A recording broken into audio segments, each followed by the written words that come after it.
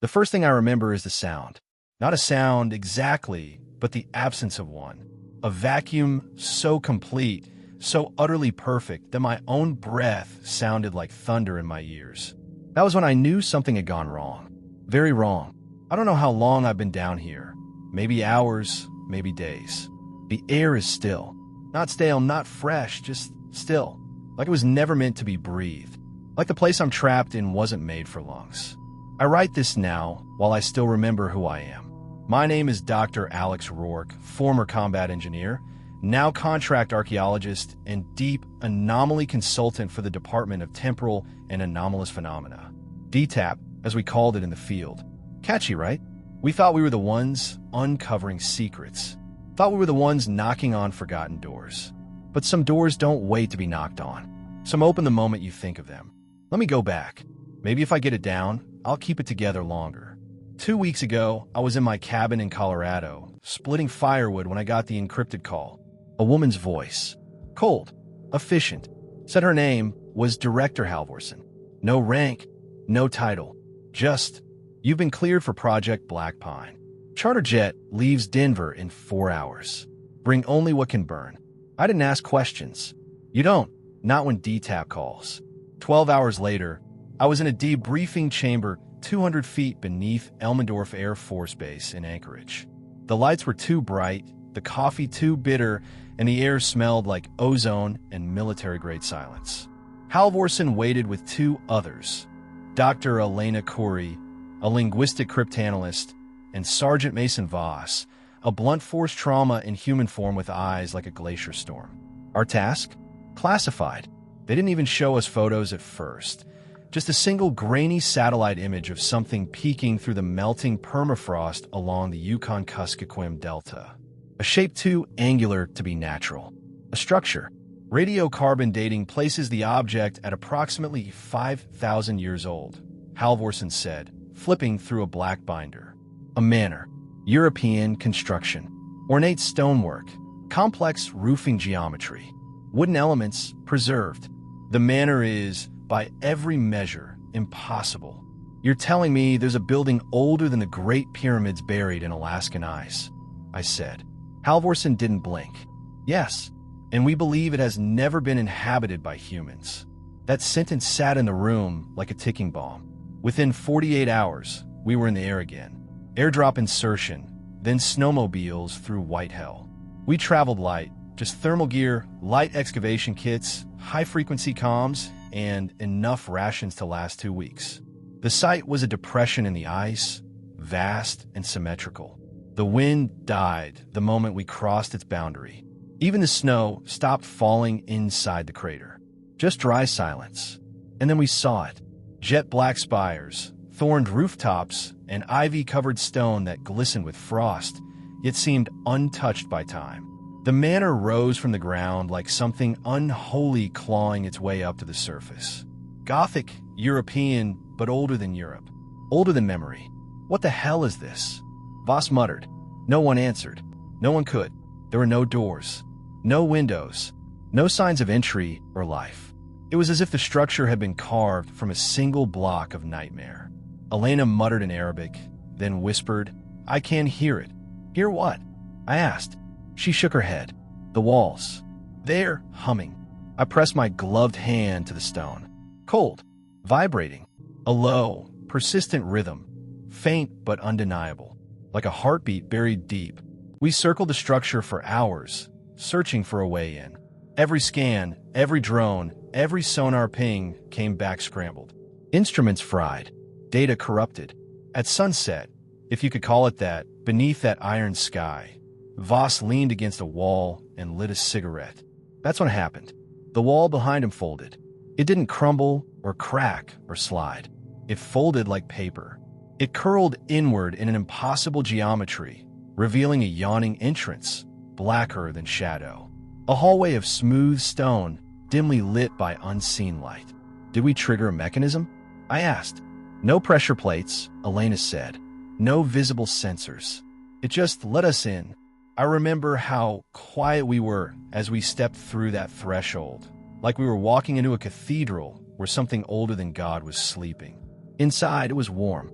Not the kind of warmth you get from heat, but from memory. The smell of aged paper, wax, and cedar. I tasted copper in the air.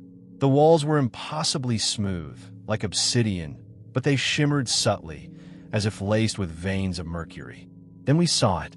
At the far end of the hallway, painted in deep crimson, were the words, "Do not trust their human faces." They weren't painted. They were written, smeared, scratched, dragged. Blood, old and dry. The letters were jagged, desperate. Voss raised his rifle. "We're not alone." Halvorson's voice crackled through our comms. "Continue the entry. Log everything. Do not separate." The hallway split into 3 corridors. We took the center path. We passed doorways that opened on their own, each revealing rooms that shouldn't have existed. A library where the books dissolved into dust when touched. A dining hall with a feast laid out, still steaming despite the manor's age. A ballroom where music seemed to echo faintly, though no source could be found. We walked in silence, and then I heard it. My name, Alex, whispered like breath on the back of my neck. I turned fast. No one was behind me, just a long stretch of hallway. "Did you hear that?" I asked. Voss looked at me. "Hear what?" Someone said my name. No one said anything. I tried to laugh it off, but Elena was looking at me too closely. "They know we're here," she said. We reached the main hall at what should have been the center of the manor. It was circular, 50 feet in diameter, with a glass dome overhead. But it couldn't have been glass. It shimmered with stars. Not reflections, not illusions. Stars. Constellations I didn't recognize. The floor was a mosaic depicting a tree whose roots twisted into grotesque shapes. Faces, limbs, mouths open in agony. Above the tree, a sun eclipsed by a ringed planet. "Alex," Elena whispered, pointing to the far wall. Another message. Blood, this time etched deeper like claw marks. "They wear you like clothing. Don't look too long." Halvorson's voice cut through again. "We're reading elevated biometrics. Fall back to the entry. Extraction window in 6 hours." No further exploration. But when we turned around, the hallway behind us was gone, replaced with a wall. No seams, no cracks, just smooth stone. "We're not alone," Voss said again, slower this time. He wasn't pointing his rifle anymore. He was backing away from Elena. "What is it?" I asked. "She looks wrong." Elena stared at him. "What the hell are you talking about?" "You were standing there," he pointed behind me. "But now you're here. What did you move?" "I didn't." Voss raised his weapon. "Don't move. Put the gun down." I stepped between them. We're tired, disoriented. The manor's messing with our perception. Voss's eyes were locked on hers. Her face, just now, it shimmered. I turned to Elena. She was pale, shaking. "I'm me, Alex. I swear." I don't know what he saw, but the lights flickered, then dimmed. Then everything went black. Silence again, except for the sound. Not real sound. Not ears and air sound. Bone-deep sound. Wet. Breathing. All around us. Then a voice. Low. Hollow. From everywhere and nowhere. "Welcome home." My hands are trembling now as I write this. Not from fear exactly. From uncertainty. I keep thinking about those words.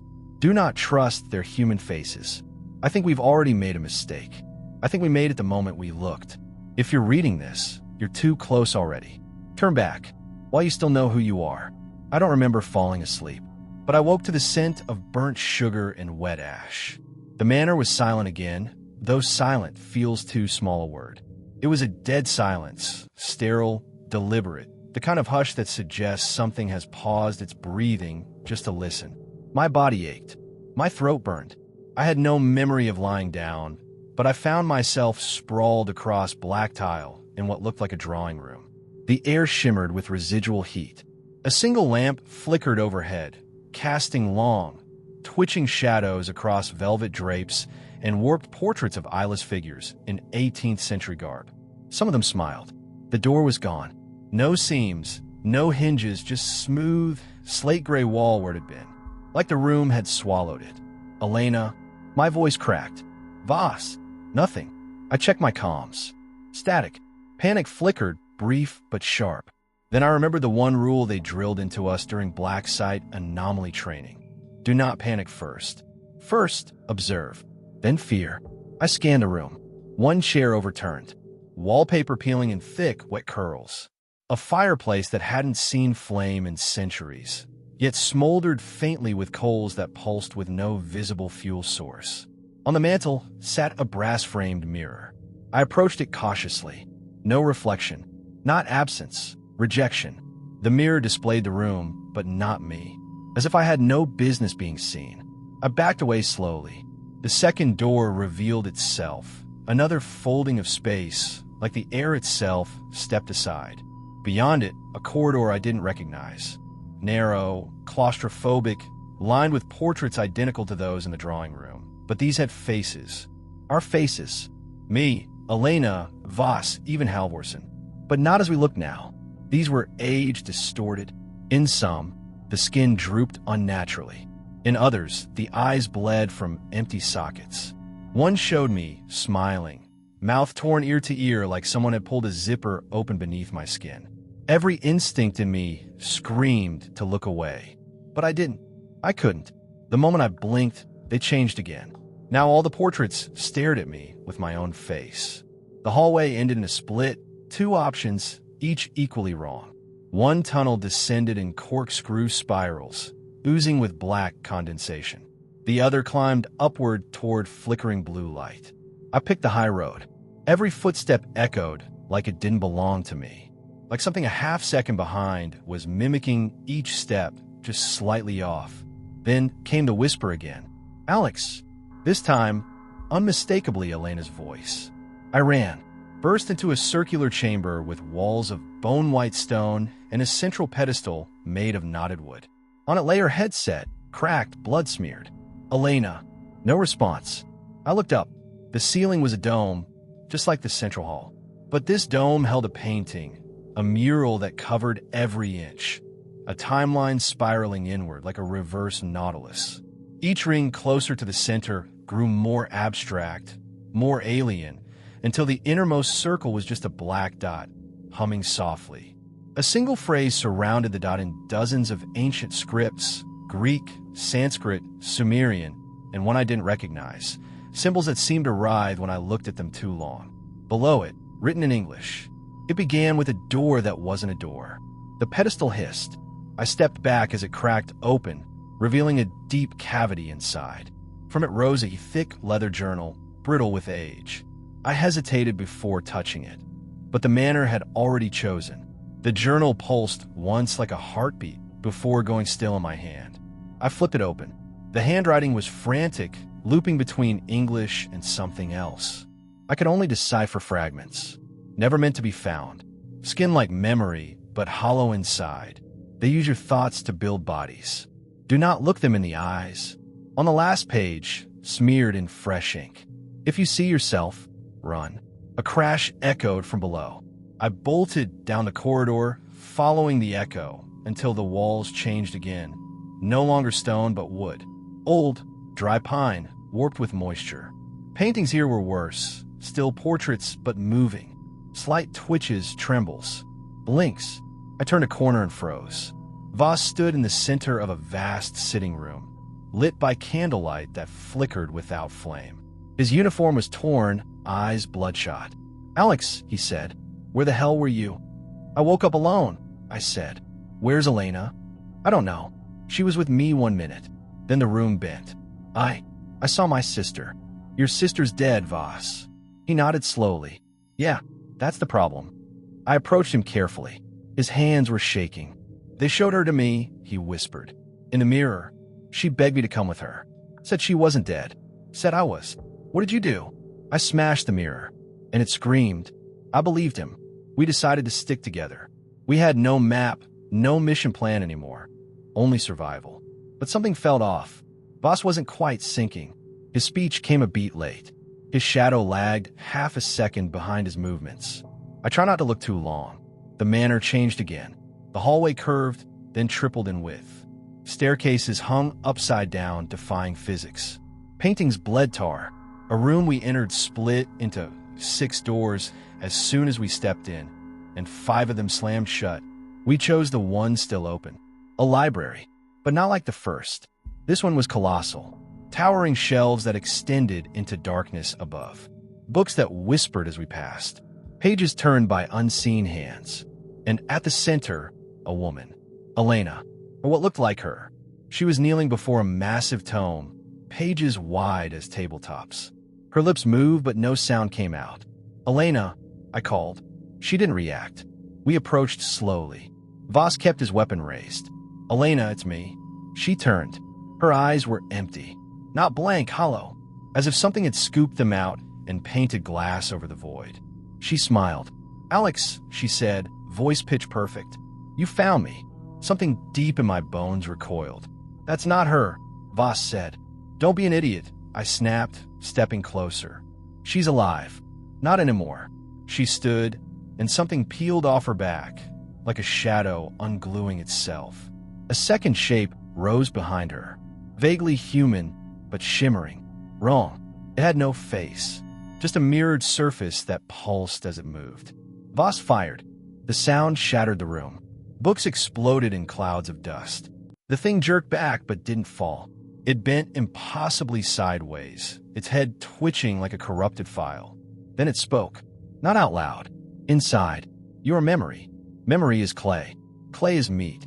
I dragged Voss backward. We ran. Books screamed. Shelves fell like dominoes. The library collapsed behind us as we burst through a final door into blinding light. We found ourselves in the central hall again. Same mosaic. Same dome. Only this time, there were others. People. Dozens. Silent. Standing in corners, unmoving. Wearing our faces. Each one slightly wrong. Too tall. Too smooth. Smiling too wide. "They're not real," Voss said. One of them blinked. "I don't know anymore," I whispered. Then I saw Elena. The real Elena. Slumped in a corner, strapped to a pillar with ropes of vine and hair. Still breathing. Eyes open. We rushed to her, tore her free. "They took me," she croaked. "I don't know how long. Thought I was dreaming. But the dreams were theirs. They were people, Alex. They try us on. What do they want?" I asked. She looked up, tears in her eyes. "They want to be us. They think if they learn us deep enough, memories, fears, loves, they'll become real." The air changed. Every face in the hall turned toward us. They all spoke in unison. "We are real now." We ran. No plan. No sense of direction. Just away. The manor fought back. Walls shifted. Gravity twisted. Elena screamed as a corridor stretched into miles of flesh-like stone. Voss fired wildly, breaking holes in reality that oozed starlight. We found a stairwell, descended endlessly. Then light. A door. An actual door. Wooden. Ordinary. It didn't belong. We pushed through and found a room filled with old gear. Military packs. Rations. Body cams. All covered in dust. A flickering monitor showed looping footage. Our expedition. Entering the manor. Then another expedition. And another. Dozens of groups. Some familiar. Most not. One video showed us. Arriving. Smiling. Entering. But we were still here. Still inside. Elena stared at the screen, voice trembling. "How many times have we come in?" Voss answered her, voice low. "I don't think we ever left." The door behind us slammed shut, and the monitor blinked off. We didn't move at first. The silence after the door slammed was dense, physical. It filled the room like smoke, worming into our ears, tightening across our throats. For a few seconds, the only sound was the flicker of the dead monitor, echoing in the back of my skull like a warning I didn't understand. Then Voss raised his rifle, slow and steady. His hands were shaking again, not from adrenaline, from recognition. "We've already been here," he said. Elena touched one of the old ration packs on the floor. It was hers, her initials scratched into the metal latch. But we hadn't brought it in. Not this one. Not this exact one. I opened a dusty body cam case near the corner. Inside was a cracked display screen, still partially functional, flickering with half-corrupted footage. I pressed the play button. My own voice crackled through, distorted but unmistakable. "This is Dr. Rourke. Day 3. We've lost Sergeant Voss. Elena isn't responding. I don't know where I am anymore." The me on screen looked thinner, older, haunted. Something's using her face. Something that knows her laugh. Her cough. the scar on her shoulder. I almost believed it was her until she touched me. It felt like paper soaked in oil. The footage cut off. I never said that. I whispered. But you will, Elena said softly. Voss turned to me, voice dry. We're not just in a building, Alex. We're in a recursion, a place outside of linear time. He wasn't wrong. The manor didn't exist on a map. It wasn't just buried beneath Alaskan ice. It was outside the framework of Earth altogether, folded into itself, pulling people in like a spider web, disguised as architecture. And it was learning. We opened another case. Inside were teeth. Human, polished and labeled like samples. Dozens of them, sorted by name. My name was on one. The feeling that rose in me wasn't fear. It was recognition, like I'd seen it before, in a dream. Or maybe a failed memory. There was no escape. Not unless we rewrote the rules. Elena sat down, eyes unfocused. They keep asking me questions in my sleep, she murmured. Things I didn't even know I remembered. What my mother smelled like when she hugged me. What my first nightmare was. What I thought the stars were before I learned about space. Voss knelt beside her. And when you answer, they smile. Not with mouths. With walls. They shift, like they're happy. They're shaping themselves with us, I said. Every memory we give them is another thread they use to stitch their skin. The lights flickered again, this time briefly revealing something standing behind Voss. It was him, or almost. Taller, limbs slightly too long, wearing a uniform that had never existed. But the face, that was perfect, except for the smile. It stayed too long. Voss turned and fired without hesitation. The doppelganger collapsed, its skin unraveling into fibers, its insides hollow and humming with static. It didn't bleed. It evaporated, like the idea of a person that no longer served a purpose. That wasn't the first, Voss said quietly. He didn't elaborate. I didn't ask. We kept moving deeper into the manor. Its layout was collapsing now. Rooms flickered in and out of existence. Staircases led downward until they re-emerged above us. Hallways looped without connection, spatial logic shredded beyond recognition. We found a corridor lined with mirrors. Some reflected us. Some didn't. Some showed us older, wounded, mad. One showed me lying on the floor, whispering a name I never said aloud. A girl's name, Rachel, curled around my tongue like a secret I hadn't known I was keeping. I don't have a daughter, I murmured, but the me in the mirror wept like I did. Elena touched the glass gently. These aren't just reflections, she said. They're choices. Each one shows a version the manor is offering. Or a version it wants, Voss added. Wants to be. The mirrors cracked all at once. Then, darkness. The floor dropped. We fell, not far but jarringly, into what I can only describe as the underneath of the manor. A place not meant to be seen. Flesh-like walls pulsated with a dim bioluminescence. The scent was unbearable, rotting cinnamon and spoiled citrus. The hallway ahead was ribbed with bone-like struts and dripping condensation. We walked in silence, boots squelching in warm fluid. The air was dense, humid, alive, and ahead, movement. A figure, naked, pale, crawling on all fours, its back arching unnaturally. It twisted toward us, revealing a face scraped of features, just skin stretched over where eyes and nose should be. Its mouth opened slowly. From it came a perfect replication of Elena's laugh. She froze. Voss raised his weapon, but I held up a hand. Wait, I said. The thing stopped moving. It began mimicking our posture. First Voss's stance, then mine. Then Elena's tremble. It wasn't hunting. It was studying. Then it spoke. Not in words, but in sensation. A rush of thoughts pressed into my skull like cold fingers sliding beneath the skin. You are stories. We are blank pages. Fill us. I stagger back. Blood trickled from my nose.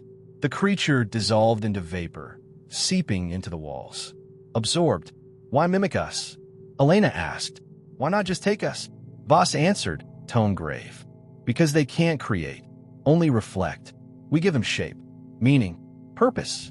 We're not victims, I said. We're blueprints.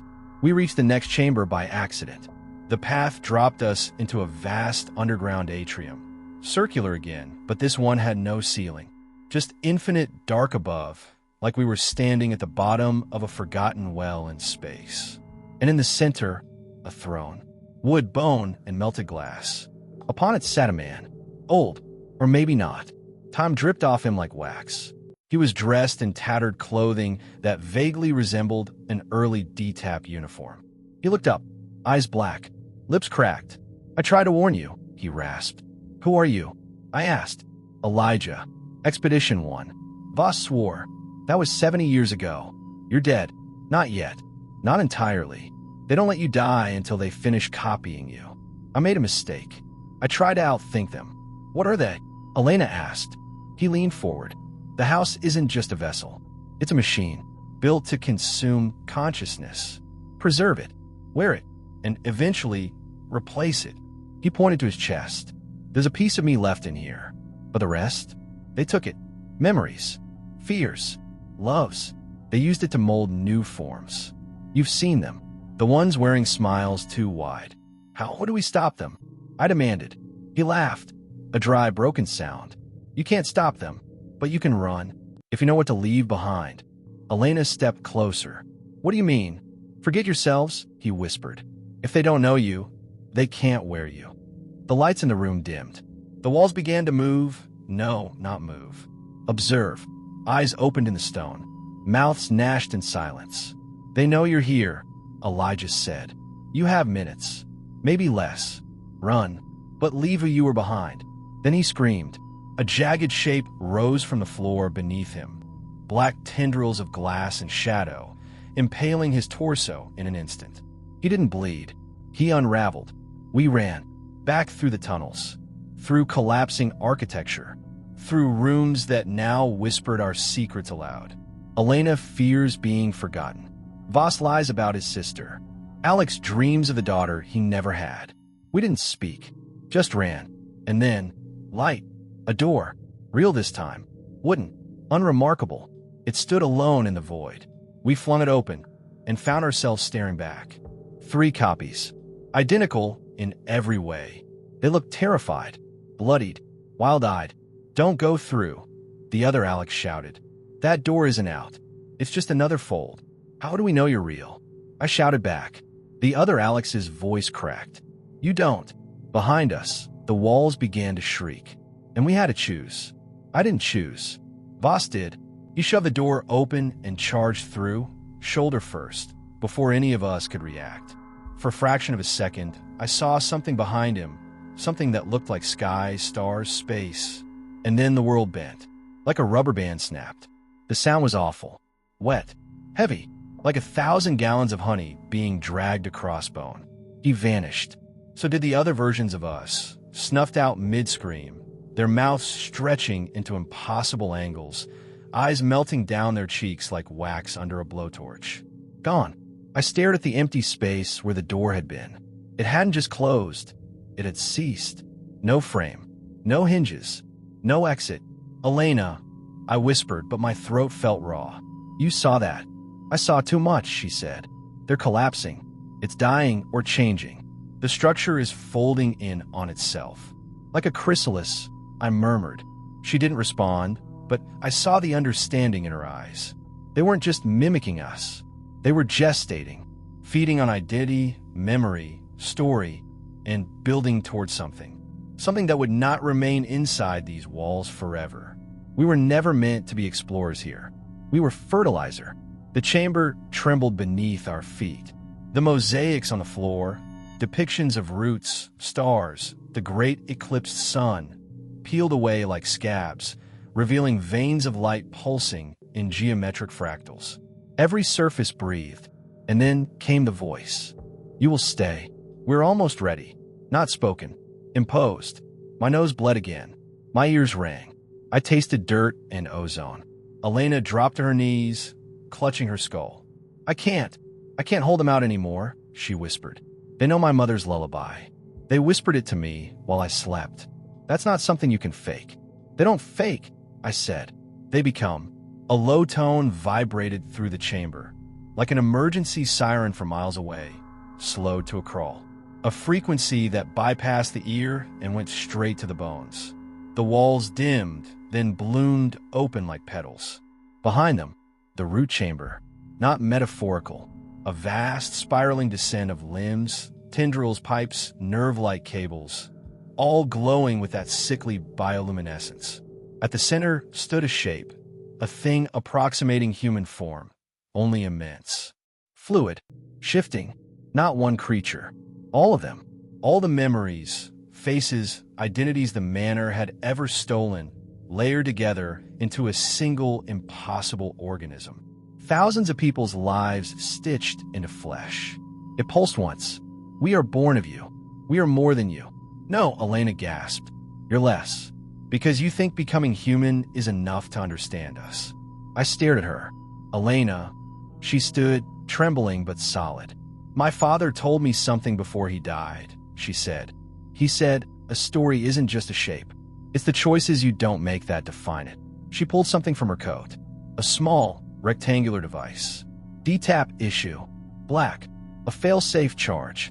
One use only. Nuclear compression microcell. Radius, 300 meters. I'd packed it in Anchorage, just in case. "I forgot I had this," she whispered.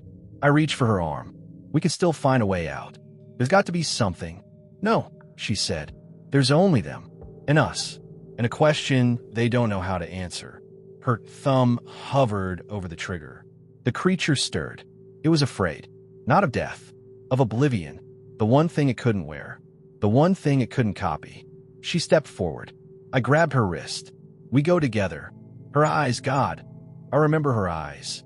Clear even now. A smile weak and fierce. "Then let's give them nothing." She pressed the trigger. But the world didn't end. Not immediately. The chamber convulsed. The light shattered into a billion fragments. Every face, every mimic, every piece of stolen skin screamed. Not in pain, but in protest. The stolen stories tore loose, unraveling like frayed rope, each unraveling leaving behind silence. Elena disappeared in the flash. No, wait. I'm still here. Somehow, the Manor is gone. Or moved. Maybe never there at all. I woke up on the tundra, 20 miles from the dig site. No snow, no wind, just scorched ground and ash spiraling into the gray sky like smoke from a funeral pyre. They found me 6 days later. DTAP debriefed me in a quarantine facility beneath Greenland. Halvorsen never reappeared. No mention of Voss. No record of Elena on official logs. Just me, and a phrase scrawled in blood across the last page of my field journal. "Do not trust their human faces." I wrote that, but I don't remember doing it. I keep seeing her, Elena, not in dreams, not in memories, in mirrors, shop windows, crowds, watching me, smiling, but she doesn't blink. And sometimes, when I turn away, I hear her voice. "We're not done with you. I submitted my resignation yesterday, but the nightmares won't stop. The Manor is gone, I think, but sometimes late at night, I still hear the floorboards creak, and the stars blink just a little too slowly. If you're reading this, burn the journal. Forget the name Black Pine. Forget me. Forget everything before they remember you."